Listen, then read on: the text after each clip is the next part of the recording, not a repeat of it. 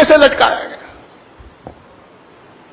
फांसी का फंदा एक था, गर्दनें दो थी, एक बाबा राम शरण दास की थी और एक मौलवी आमिर अली की थी। आज ये हिस्ट्री अगर आपको पढ़नी है तो अयोध्या में एक बहुत मशहूर जगह है जहां इमली का झाड़ वो आज भी मौजूद है, उसे कुबेर का टीला कहते हैं।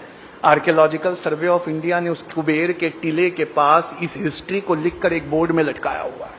हरियाणा में एक जगह है हांसी, वहां की हिस्ट्री है कि यहां पर दो दोस्त रहा करते थे, एक का नाम था हुकुमचंद जैन और एक का नाम मुनीर बेग था। इस हिस्ट्री में लिखा है कि हुकुमचंद जैन और मुनीर बेग दोनों ने इतना डटकर अंग्रेजों का मुकाबला किया, इतना लोहा लिया कि नाभा, कपूरथला, कश्मीर और पटौदी राजाओं की मदद से पकड़कर इन्हें अंग्रेजों को सौंपा गया। अंग्रेज चाहते थे हांसी की लोग हमेशा के लिए डर जाएं, उनकी हिम्मतें टूट जाएं, तो ऐसी अनोखी सजा आपको इतिहास के किताबों में कभी नहीं मिलेगी। हुकुमचंद जैन और मुनीर बेग को साथ लाया गया। हुकुमचंद जैन को उनके मजहब के खिलाफ जिंदा दफना दिया गया और मुनीर बेग को उनके मजहब के खिलाफ चिता पर जिंदा जला दिया गया। मोतिहारी के लोगों, हमारे बीच एक ऐसा इंसान है जिसने गांधी जी की जान बचाई। इस इंसान का नाम बटक मियां अंसारी है। बटक मियां अंसारी को ये काम सौंपा गया था कि वो गांधी जी को चंपारण सत्याग्रह के दौरान दोनों टाइम खाना खिलाते रहे। अंग्रेजों ने बटक मियां अंसारी के सारे परिवार को एक साथ किडनैप कर लिया और उन पर यह दबाव बनाया कि बटक मियां अंसारी गांधी जी के खाने में पॉइजन मिला दे। बटक मियां अंसारी ने उनके दबाव में जब ये कदम उठाना चाहा तो ऐन गांधी जी के निवाला तोड़ने से पहले बटक मियां अंसारी ने उनके हाथ से छीनकर वो डिश फेंक दी। जब गांधी जी ने पूछा तो रोने लगे। कहा अंग्रेज उद्योगपतियों ने कल मेरे बच्चे की लाश भिजवाई है, अगर आज मैंने आपको पॉइजन नहीं दिया तो एक और परिवार से ऐसा होगा जिसकी लाश मुझे भिजवा दी जाएगी। बटक मियां अंसारी ने अपने परिवार की परवाह बिना किए गांधी जी के हाथ से वो पॉइजन भरा कटोरा छीन कर फेंक दिया। ऐ मोतिहारी के लोगों, मैं उस वक्त वहां मौजूद था और मैं आज आपके बीच राष्ट्रपति बनकर आया हूं और गांधी जी की जान बचाने वाले इस बटक मियां अंसारी को उसके एवज में 50 एकड़ जमीन मोतिहारी में देना चाहता हूं। ये जिसकी स्पीच का टुकड़ा है वो हमारे भारत के पहले राष्ट्रपति बाबू राजेंद्र प्रसाद थे, जिन्होंने 1950 में बटक मियां अंसारी को जमीन का 50 एकड़ का टुकड़ा देना चाहा। बटक मियां अंसारी को वो 50 एकड़ जमीन कब अलॉट की गई तो लिखा है 1957 लग गए जमीन को अलॉट करते करते, तब तक बटक मियां अंसारी इस दुनिया में नहीं रहे। मपीला ये वर्ड है केरला के मुसलमानों के लिए। आप ये जानते हैं कि मुसलमान इन्होंने इंडिया में दाखिल अफगानिस्तान की साइड से नहीं हुए। अब रिसर्च ने ये साबित कर दिया है कि पहले मुसलमान केरला में आए थे और इंडिया की सबसे पुरानी मस्जिद जब भी आप विकिपीडिया पे टाइप करेंगे तो वो केरला में मिलेगी, अफगानिस्तान में नहीं मिलेगी। केरला के इन मुसलमानों को मपीला मुसलमान कहा जाता है। मपीला मुसलमान, इन मपीला मुसलमानों ने गांधी जी के असहयोग आंदोलन में बहुत बढ़ चढ़ के हिस्सा लिया। गांधी जी के असहयोग आंदोलन में हिस्सा लेने के बाद अंग्रेजों ने इन्हें बहुत जोर से कुचला, इतने जोर से कुचला कि क्या आप में से कोई बता सकता है जलियांवाला बाग में जनरल डायर की गोलियों से मरने वाले लोग कितने थे? 379। जलियांवाला बाग आता है, आज भी ये नाम आता है तो क्या आप इज्जत से हाथ बांधकर खड़े नहीं हो जाते? 379 निहत्थे औरतें, बच्चों और बूढ़ों पे गोलियां चलाई गई थी जलियांवाला बाग में। हम वो जब भी आता है हमारी आंखों में आंसू आ जाता है। आइए हिस्ट्री ले चलूं। लिखने वाले ऑथर ऐसे हैं जिनकी हिस्ट्री की किताबें कैम्ब्रिज और ऑक्सफोर्ड में पढ़ाई जाती हैं। नाम बिपिन चंद्रा है, चैप्टर है 17th चैप्टर, उसका नाम ही मपीला रेबेलियन है। मपीला रेबेलियन में लिखते हैं कि मपीला मुसलमानों को गांधी जी का साथ देने के लिए 1921 में यह कीमत चुकानी पड़ी कि अंग्रेजों के रिकॉर्ड के मुताबिक 2337 मपीला मुसलमानों को फांसी दी गई। मैं इनके जो लीडर थे उनका नाम था हाजी कुन मोहम्मद, मैं उनसे मिल चुका हूं। उन्होंने बताया है कि गैर सरकारी रिकॉर्ड में 45,404 मपीला का नाम है। लोगों, इसमें एक जगह थी बेल्लारी ट्रेन ट्रेजेडी। इस बेल्लारी ट्रेन ट्रेजेडी में यह हुआ था कि 127 मुसलमानों को, क्रांतिकारी मुसलमानों को बिना खिड़की वाली एक वैगन में भरकर थिरूर से बेल्लारी भेजा जा रहा था। बिना खिड़की वाली इस वैगन, छोटी सी वैगन थी, उसमें 127 मुसलमान भरे हुए थे। बीच का एक स्टेशन कोयंबटूर पहुंचते पहुंचते 70 मुसलमानों ने दम तोड़ दिया और इनकी पोस्टमार्टम रिपोर्ट में लिखा है इनटॉलरेबल सफोकेशन, यानी असहनीय घुटन के वजह से ये मौत हुई। आखिरी इंसान जिसके बारे में मैं आज आपको बताना चाहूंगा वो अशफाकुल्ला खान थे। ये अशफाकुल्ला खान एक बेहतरीन क्रांतिकारी थे। काकोरी में चंद्रशेखर आजाद और राम प्रसाद बिस्मिल का साथ देने की वजह से पहले इन्हें अंडमान निकोबार के काले पानी की सजा हुई और बाद में वहीं सूली से लटका दिया गया। अशफाकुल्ला खान से मिलने जब उनका परिवार पहुंचा तो वो बेतहाशा रोने लगा और परिवार उत्तर प्रदेश में मिलने पहुंचा एक दिन पहले जब उन्हें काले पानी भेजा जा रहा था। अशफाकुल्ला खान ने उनके बहते हुए आंसुओं को देखा और देखकर आंसू पोंछते हुए कहा, ऐ मेरे घर वालों, तुम इन आंसुओं को रोक लो।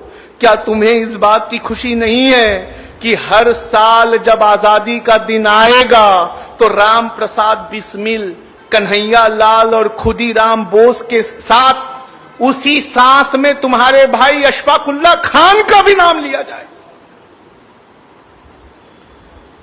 गांधी जी से पूछा गया दांडी मार्च के वक्त, कहा गांधी जी अगर अंग्रेज आपको दांडी मार्च पूरा होने से पहले गिरफ्तार कर ले तो आपकी जगह कौन लेगा? इतिहास में नाम दर्ज है, गांधी जी ने कहा अगर दांडी पहुंचने से पहले मुझे अंग्रेज सरकार गिरफ्तार कर ले तो मेरी जगह अब्बास तैयब जी लेंगे।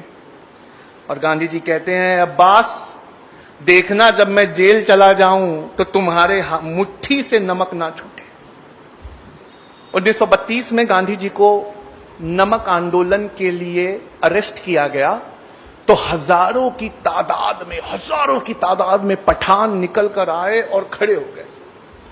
इतनी हजारों की तादाद देखकर अंग्रेज डर गए और अंग्रेज पेशावर से भाग गए। 2 दिन बाद वो गढ़वाली रेजिमेंट लेकर लौटे तो किस्सा खानी बाजार में सारे के सारे पठान टस से मस नहीं हुए। गढ़वाली रेजिमेंट से कहा इन पर गोलियां चलाओ। गढ़वाली रेजिमेंट के जवानों ने बंदूकों को लोड किया, देखा सबसे सामने की सफ में पठानों के बच्चे लगे हुए हैं और उन बच्चों के बीच उनका लीडर खड़ा था, उसका नाम था खान अब्दुल गफ्फार खान। अंग्रेज ने कहा कि ये खान अब्दुल गफ्फार खान, हथियार तो पठानों का जेवर होते हैं, तुम्हारे हथियार कहां है? कहा हमने गांधी से वादे के चलते अपने जेवर को उतार के फेंक दिया। कहा गांधी से वादा किया है, हथियार तो छोड़ो, हाथ तक नहीं उठाएंगे। ये फोटो, वहां जमा लोगों की फोटो आज भी गूगल और विकिपीडिया पे मौजूद है। सामने की 2 सफ में बच्चे खड़े हैं और पीछे हजारों की तादाद में पठान खड़े। फिर अंग्रेजों गढ़वाली रेजिमेंट ने अपनी बंदूकें लोड की। इससे पहले गोली चलाती, गढ़वाली रेजिमेंट ने बंदूक ये कहकर फेंक दी, हमारे देश में एक जलियांवाला बाग काफी है, निहत्तों पे हम गोली नहीं चलाएंगे। अंग्रेजों ने खुद साख्ता बंदूकें उठाई, 207 लोग मारे गए। आप जानते हैं भारत सरकार ने उन्हें क्या इज्जत दी है खान अब्दुल गफ्फार खान को? मरणोपरांत यानी मरने के बाद भारत रत्न पुरस्कार से संवारा। खान अब्दुल गफ्फार खान का टाइटल है सीमा अंत गांधी यानी फ्रंटियर गांधी। उनको जो प्लाक मिला था भारत रत्न पुरस्कार, ये जो इंडिया का सबसे बड़ा पुरस्कार है, उन्हें दिया गया जबकि वो अफगानी थे, पर अफगानिस्तान उस वक्त इंडिया का हिस्सा था। उस प्लाक में से मैं पढ़ता हूं, उस प्लाक पे भारत सरकार ने क्या लिखा है। उस प्लाक में ये लिखा हुआ है कि किस्सा ख्वानी बाजार के दिन अपनी बहादुरी, दिलेरी और गांधी जी से चलते वादे के मुताबिक हिंसा के विरोध में अपने हथियारों को फेंक देने की वजह से और 90 साल की अपनी जिंदगी में से 45 साल जेल में गुजारने की वजह से सीमांत गांधी खान अब्दुल गफ्फार खान को भारत सरकार भारत रत्न से नवाजी। डीएनए ये एक न्यूज़पेपर है जो मुंबई में निकलता है। इसके आफ्टरनून एडिशन को टाइप करिए, उस पर लिखिए मीर उस्मान अली डीएनए। गूगल पे टाइप करके जैसे ही आप एंटर करेंगे अखबार की ये पेपर कटिंग खुलेगी जिसमें लिखा है 1965 में पाकिस्तान से हो रही लड़ाई के वक्त इंडिया के पास पैसे की कमी पड़ गई थी, तो भारत के प्रधानमंत्री लाल बहादुर शास्त्री ने ये अपील करी थी और अपील कर ये कहा था कि ये लोगों आगे बढ़कर चंदा दो नेशनल डिफेंस फंड में। मीर उस्मान अली ये उस समय हैदराबाद के निजाम थे, उनसे जब लाल बहादुर शास्त्री की अपील को सुना तो उन्होंने फोन किया लाल बहादुर शास्त्री से, कहा sir I want to meet you, आप हमारे हैदराबाद में आइए। कहा देखते नहीं वार चल रहा है। कहा सर उसी के जिम्मन में मिलना है, मेरे पास फोटो मौजूद है, आप असरा के व्हाट्सएप ग्रुप से जुड़िए, मैं आपको वो फोटो फॉरवर्ड करता हूं। लाल बहादुर शास्त्री हाथ मिलाते हुए मीर उस्मान अली से, क्या आप जानते हैं 1965 में पाकिस्तान के खिलाफ लड़ाई के लिए इंडिया के इतिहास का सबसे बड़ा चंदा दिया गया था। 2015 तक वो रिकॉर्ड टूटा नहीं है। इंडिया का सबसे बड़ा चंदा मीर उस्मान अली ने 5000 किलो सोना दिया था। 5 टन सोना लाल बहादुर शास्त्री के हवाई जहाज में बेगम पेठ एयरपोर्ट हैदराबाद में लादते हुए फोटो डीएनए अखबार ने छापी है और इस रिपोर्ट को अप्रैल की 13 तारीख 2015 को द हिंदू नेशनल अखबार है, उसने फ्रंट पेज पर इस हेडिंग के साथ छापा है, close fist open handed Mir Usman Ali. 5 ton यानी 5000 किलो सोना, ये वो चंदा है जिस चंदे को आज तक किसी ने क्रॉस नहीं किया। ये इस देश की हिफाजत के लिए दिया है। लोगों पढ़ लो, अगर नहीं पढ़ोगे तो कभी नहीं जान पाओगे कि जय हिंद ये नारा लिखने वाला आंध्र प्रदेश के एक मुसलमान थे, उनका नाम मोइनुद्दीन हसन हक था। लोगों पढ़ लो, नहीं पढ़ोगे तो कभी नहीं समझ पाओगे कि जिस प्लेन क्रैश में नेताजी सुभाष चंद्र बोस मारे गए उनके साथ मरने वाले कर्नल हबीबुर रहमान थे। लोगों पढ़ लो, अगर नहीं पढ़ोगे तो कभी नहीं जान पाओगे कि तुम्हारे बुजुर्गों ने क्या क्या इतिहास में लुटाया है। किसी और की कोई गलती नहीं है, उल्टा मुसलमान कौम को हिंदू कौम का कर्जदार होना चाहिए कि हमारी हिस्ट्री को उन्होंने किताबों में बचा कर रखा। हमने अपनी हिस्ट्री के लिए कुछ नहीं किया। वक्त काफी हो चुका है, मैं इस बात को अपनी यहीं खत्म करता हूं और प्रोग्राम के बाद मैं घर नहीं जाने वाला, मैं यहीं बैठा हूं। आप आके मुझसे ये सबूत देख सकते हैं। वमा अलैना इल्लल बलाग। बहुत शुक्रिया।